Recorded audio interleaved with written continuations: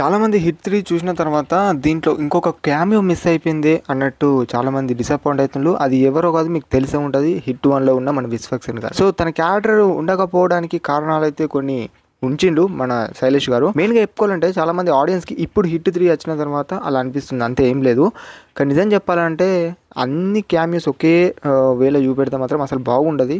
అస్సలు బాగుండదు, నిజం చెప్తున్నాను. అది ఆడియన్స్‌కి హైప్ ఇచ్చే సీన్ కాబట్టి, అది మామూలుగా హైప్ ఇచ్చే సీన్ కాదు. ఒక క్యామియో వస్తుందంటే సో అది ఎక్కడ యూజ్ చేయనో అక్కడ యూజ్ చేస్తే బెటరు.